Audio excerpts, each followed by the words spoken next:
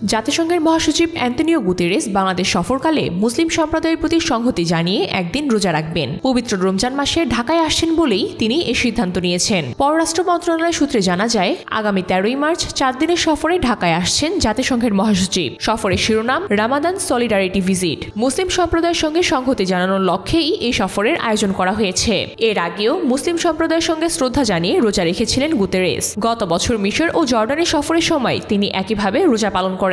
এবার রমজানের শুরুতে বিশ্বজুড়ে মুসলমানদের উদ্দেশ্যে শুভেচ্ছা জানিয়ে একটি ভিডিও বার্তায় জাতিসংঘের মহাসচিব বলেন, রমজান হলো পরিবার ও সম্প্রদায়ের মধ্যে পুনরায় সংযোগ স্থাপনের একটি সুযোগ এবং কম ভাগ্যবানদের স্মরণ করার সময়। জাতিসংঘ মহাসচিবের এই সফর অন্তর্বর্তী সরকারের প্রধান উপদেষ্টা অধ্যাপক ডক্টর মোহাম্মদ ইউনূসের আমন্ত্রণে অনুষ্ঠিত হচ্ছে। প্রধান উপদেষ্টা রোহিঙ্গা ও অগ্রাধিকার ইস্যু বিষয়ক বিশেষ দূত ডক্টর খলিলুর রহমান গত 7 ফেব্রুয়ারি নিউ ইয়র্কে গিয়ে জাতিসংঘের মহাসচিবকে আমন্ত্রণপত্র হস্তান্তর করেন।